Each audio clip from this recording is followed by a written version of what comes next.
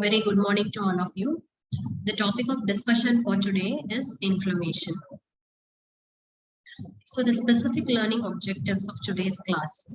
At the end of this session, the student should be able to describe and define what is inflammation, mention the types of inflammation, and the student should be able to list the differences between acute and chronic inflammation, and to mention the cardinal signs of inflammation and its mechanism, and to mention the various causes of acute inflammation, and the sequential vascular changes and cellular changes that occur in inflammation.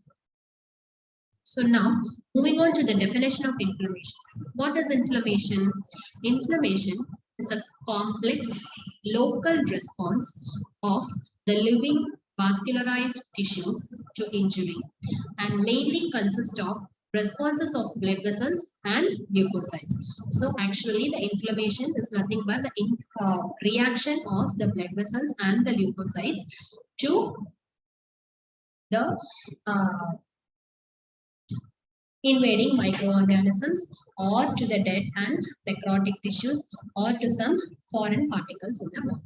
So this inflammation, this response of the vascularized tissue and the leukocytes brings cells and molecules which are necessary for the defense from the circulation to the sites where they are required.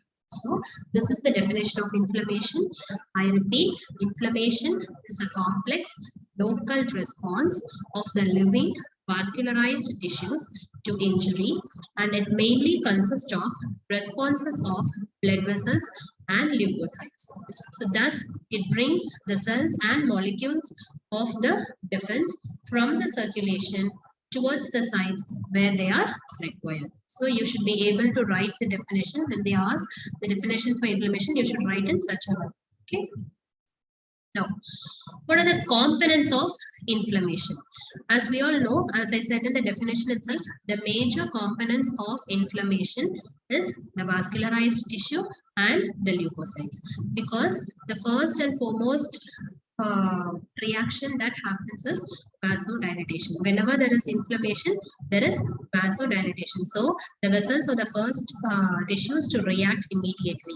So the components of inflammation are of two types. One is vascularized tissue and the other one is leukocytes. And that is why we are dividing the events of inflammation into two types. One is vascular events and the cellular events. What are all the reaction that happens to the vessels and what are all the reaction that happens to the blood, the leukocytes, and how the leukocytes adhere to the blood vessels and it comes out of the endothelial cell and goes to the site where there is infection or any dead and necrotic tissue or any foreign particles. Okay, and what are the harmful consequences of inflammation? Inflammation is nothing but a double-edged sword. Okay, so it can act to get rid of all the bacteria or foreign organisms from your body. In the same manner, it can cause damage to your own body's tissue. So these are the harmful consequences of inflammation. In some cases, there is something called as autoimmunity. What is autoimmunity? Autoimmunity is nothing but an inflammation in which it is an immune reaction in which the body own antigens is recognized as foreign antigen and the antibodies are acting against our own body's antigen. That reaction is called as autoimmunity. Okay, so these are all some of the harmful consequences of inflammation. And what are the local and systemic effects of inflammation that I'll be dealing in my subsequent slides. And there are certain mediators of inflammation. Whenever there are vascular changes which is taking place, the leukocytes should get attracted towards the site of infection or inflammation. How? Because there are certain mediators which are released from the blood which attracts these leukocytes towards the site of inflammation. Okay, so that mediators will be done separately in the next class. And acute and chronic inflammation. As I've told you earlier, the inflammation is of two types. One is acute inflammation, the other one is chronic inflammation. Acute means it happens suddenly, that is within hours to days, whereas chronic inflammation, it happens between weeks to months together. That is called as chronic inflammation. Okay, now we'll be discussing about acute and chronic inflammation and the differences between acute and chronic inflammation. So before moving on to that, here you can see this is the, sorry, here you can see this is a blood vessel. What is the lining cell of the blood vessel? Is endothelial cell. Endothelial cell are the cells which are lining the blood vessels. You can make from here. You can see these are the endothelial cells. Okay. So whenever there is inflammation, initially there will be a vascular event, as I've told you earlier. So there will be vasodilatation. There will be dilatation of the blood vessels, and the endothelial cells have tight junctions in between. Okay, during inflammation, what happens? The junctions between the endothelial cells will be relaxed, and thereby the leukocytes can pass through the endothelial cell junction. Okay, there is gap between two endothelial cells that causes increased vascular permeability. The permeability of the blood vessel is increased. So hence the leukocytes or the lymphocytes and the monocytes from the circulation can go to the site of inflammation. Okay, so as you all know, what are the acute inflammatory cells? Acute inflammatory cells, polymorph leukocytes is a acute inflammatory cell. What are the chronic inflammatory cells? Lymphocytes and monocytes are the chronic inflammatory cells. And there are certain plasma proteins such as complements which acts as a mediators of inflammation, which helps in elimination of microbes. It also helps to secrete clotting factors and kininogen, which also acts as a mediators of inflammation. So the plasma protein is composed of complement, and there are certain clotting factors and kininogens. Both helps in aiding inflammation. Okay, that you have to learn.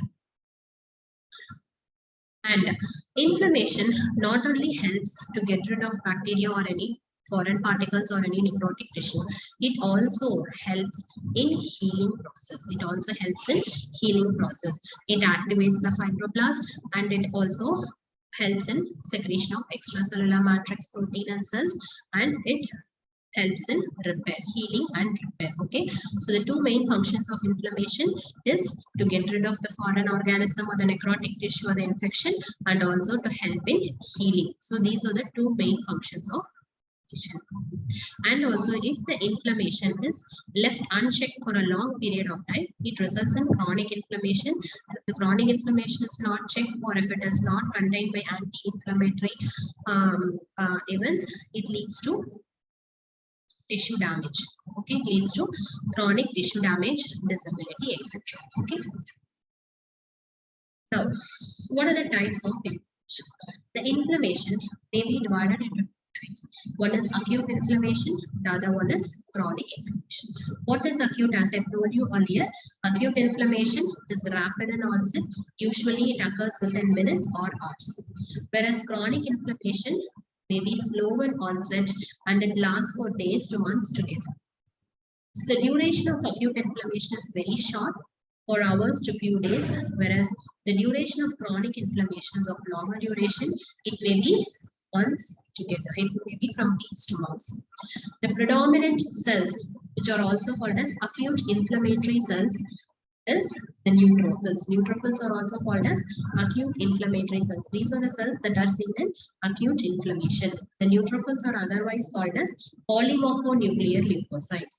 Okay, then comes the chronic inflammatory cells. As I told you earlier, the chronic inflammatory cells are the lymphocytes, monocytes or macrophages, and sometimes the plasma cells. Now, what are the characteristics of acute inflammation? In acute inflammation, you can see exudation of fluid and plasma protein and the emigration of leukocytes. Whereas in acute inflammation, it helps in proliferation of blood vessels. It also results in tissue destruction and fibroblast proliferation. As I told you earlier, the chronic inflammation causes angiogenesis. Okay, that is proliferation of tiny and small blood vessels, and this also causes tissue destruction and deposition of fibroblast proliferation.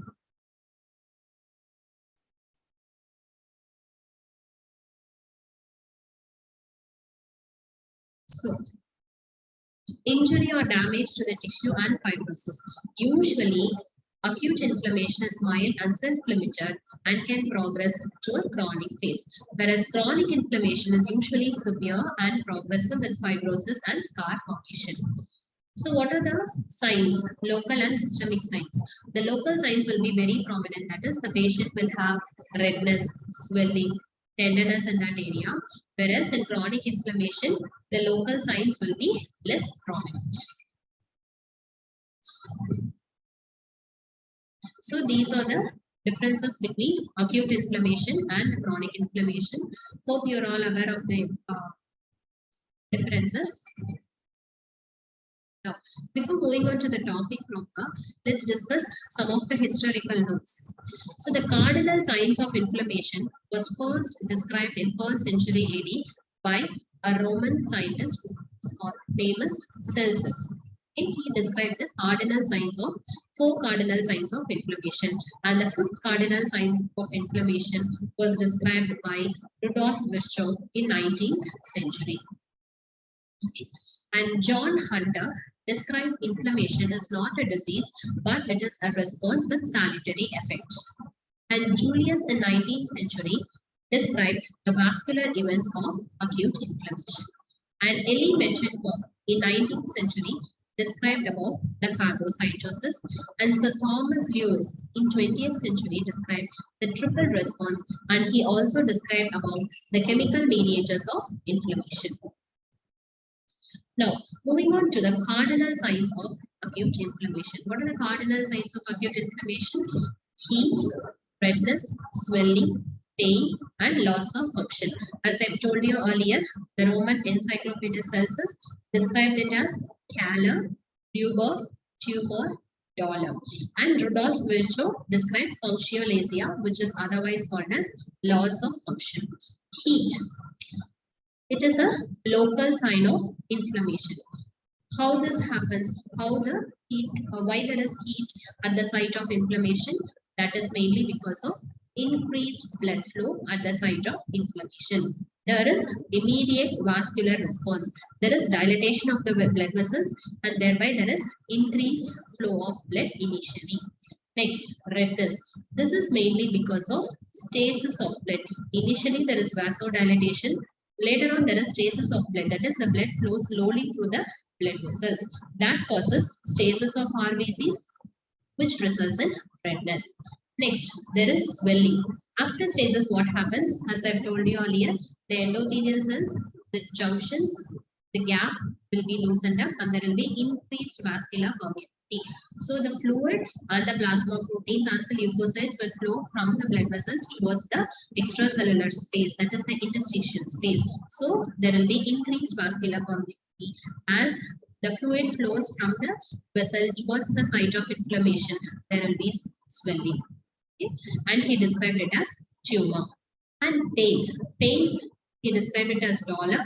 It is mainly because of chemical mediators of inflammation which are secreted at the time of inflammation, and also by prostaglandins.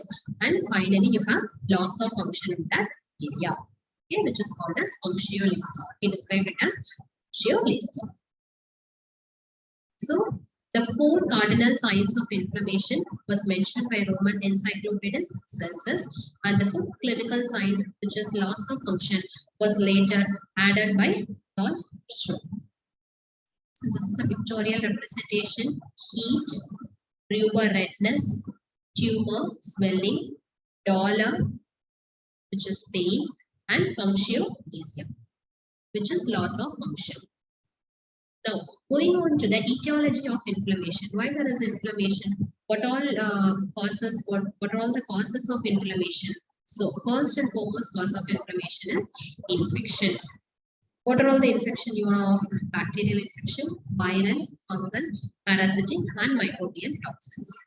The next is tissue necrosis. If there is dead tissue in the body, that also causes inflammation. The major cause of tissue necrosis is ischemia. Ischemia is nothing but loss of blood flow to the particular site, so that there is death of the tissue in that site, because the tissue lacks the nutrients and the oxygen which is traveled through the blood. So, tissue necrosis. Next, physical agents like mechanical trauma, blunt, penetrating or crush injuries, and thermal injury, for example, burns or frostbite, radiation, electric shock, sudden changes in atmospheric pressure, chemical injuries, foreign bodies, and certain immune reaction like hypersensitivity reaction and autoimmune diseases.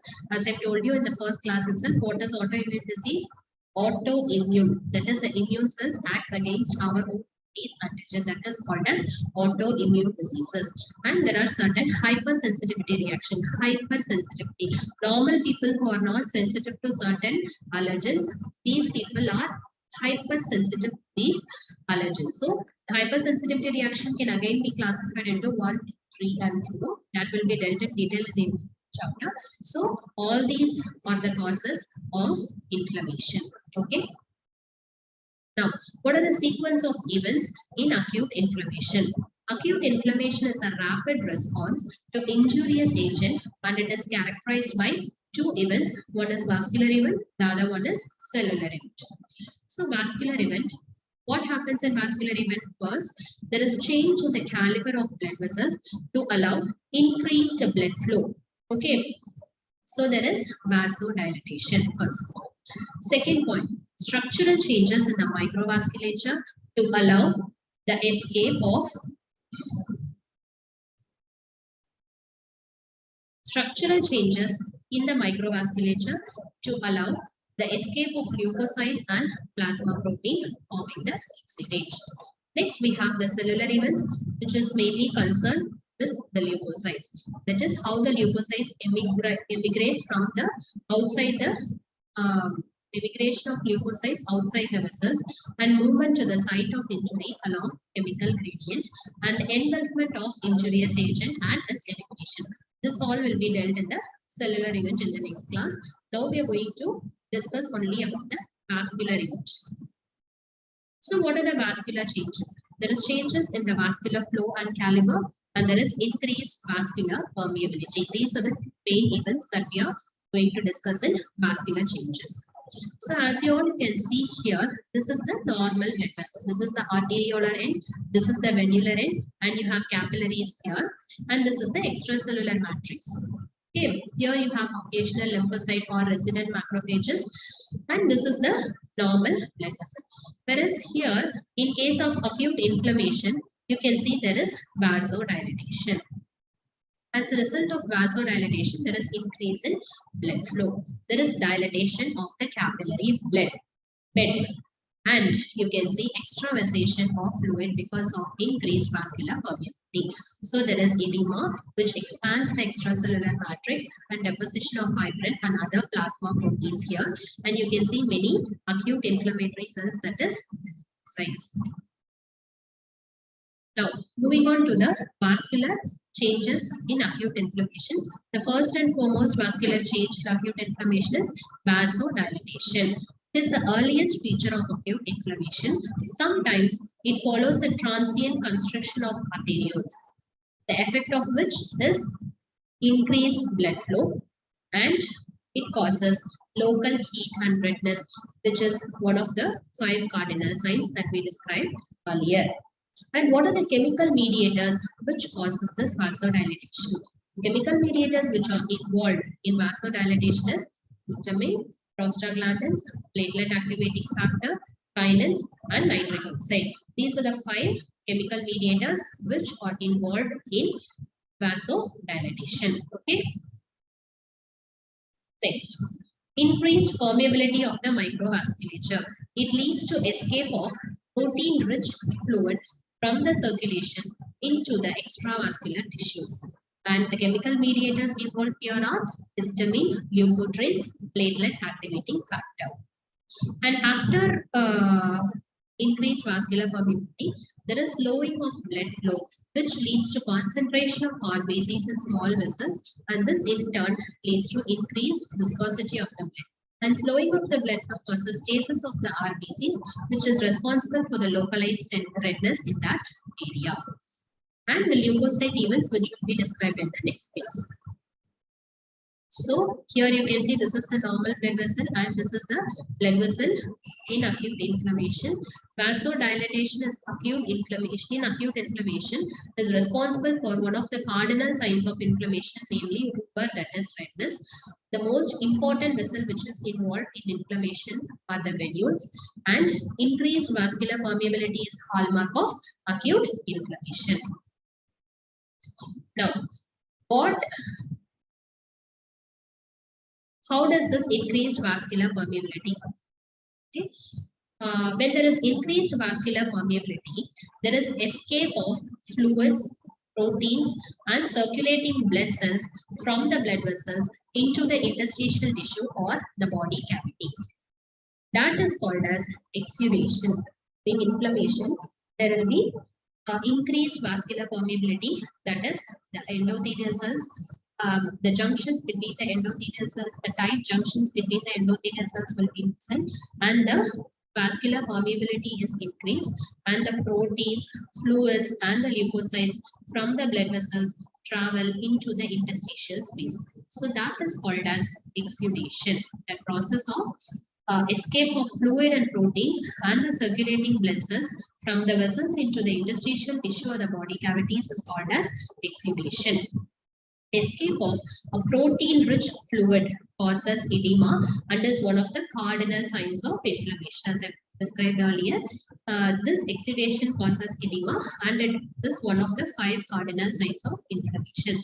The increased vascular permeability causes one of the cardinal signs of inflammation, namely tumor, that is edema. Now, as you all can see, this is the normal blood vessel. So the cells, plasma proteins, and the fluid inside the blood vessel is maintained with the help of the hydrostatic pressure and the colloidal osmotic pressure. So both increase in hydrostatic pressure, and the hydrostatic pressure which pushes the fluid outside, osmotic pressure which pushes the fluid inside, there is a balance between hydrostatic and colloid osmotic pressure which maintains the fluids and the cells within the vascular bed. Whereas in exudation, what happens?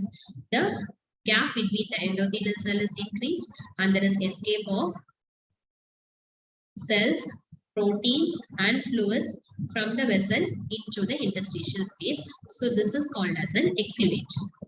There is another term you have to know at this point, which is called as transudate, which occurs mainly of increased hydrostatic pressure or decreased colloid osmotic pressure.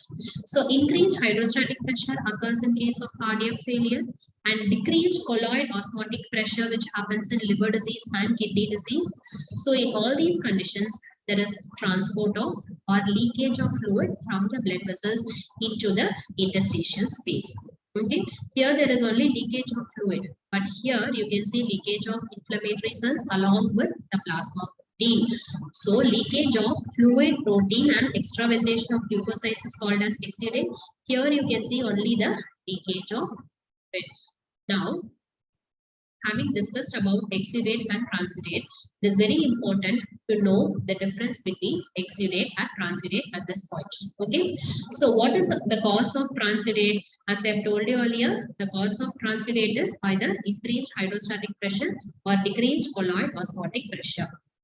Okay, so it is a non-inflammatory process, whereas exudate is an inflammatory process. And the mechanism of transudate, it is nothing but an ultrafiltrate of plasma due to increased hydrostatic pressure with normal vascular permeability. The vascular permeability is normal in this case, whereas in exudate, the vascular permeability is increased. In exudate, the vascular permeability is increased.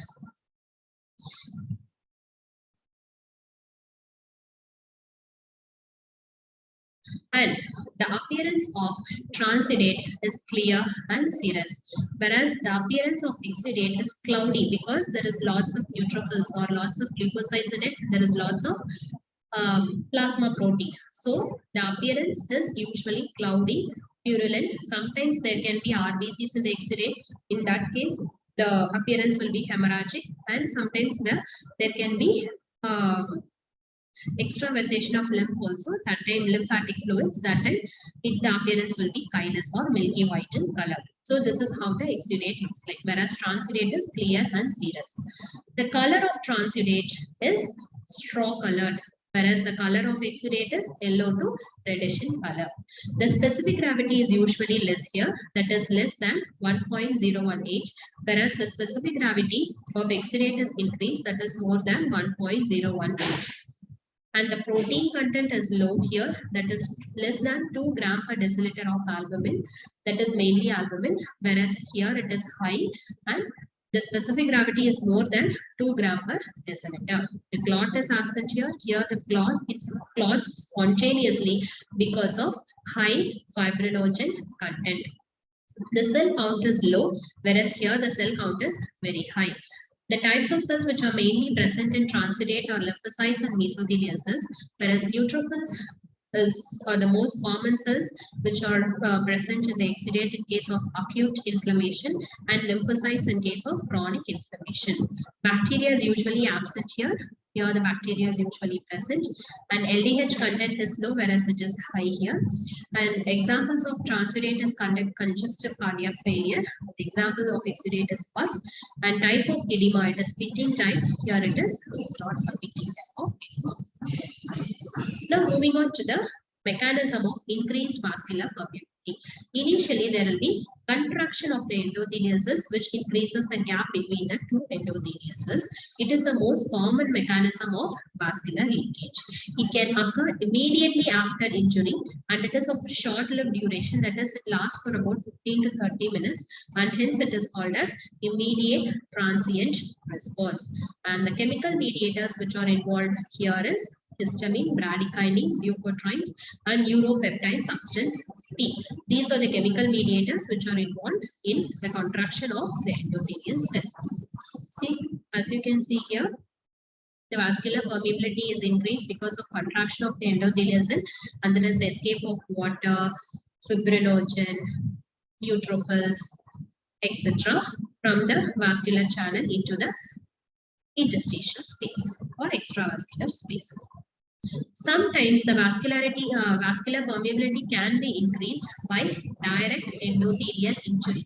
There may be direct injury because of burns or infection to the endothelial cells. Okay, it is called as immediate sustained response. Okay. Next, leukocyte mediated vascular injury. So whenever there is stasis of blood, the leukocytes, mainly neutrophils, which comes and attach to the endothelium during inflammation, may themselves harm the endothelial cells, and thus in turn it increases the vascular permeability. And increased transcytosis. Transcytosis is nothing but the transport of fluids and proteins through the channels which are called as vesiculovascular organelle, which is increased in number. The contribution of transcytosis to increased vascular permeability is still under study. Okay. Then there is leakage from new blood vessels. During repair, in case of chronic inflammation, there will be newly formed blood vessels which are usually leaky till the endothelial cells mature. Okay. So this is the direct injury which is caused by toxins, burns and chemicals, which is fast and maybe long-lived, hours to days. So this causes increased vascular permeability, and leukocytes which are adhering to the endothelial cells also causes injury by certain chemical mediators, and this is also long-lived, and this is increased transcytosis. Transcytosis is nothing but there are certain channels in the endothelial cells which helps in transport of the fluid and the cells from the blood into the extravascular space. So, coming to the end of the session, the steps of inflammatory response can be remembered as 5 parts: recognition of the injurious agent, recruitment of leukocytes, removal of the agent, regulation of the response, and resolution. Today we have dealt about recognition of injurious agent, and the recruitment of the leukocytes and removal will be dealt in the next class, that is cellular events of acute inflammation. Okay. So, summarizing, inflammation can be of 2 types. One is acute and chronic, and acute inflammation can again be divided into vascular and cellular, and the vascular events of acute inflammation is mainly because of changes in the vascular flow and caliber, and it is mainly because of increased vascular permeability. Thank you.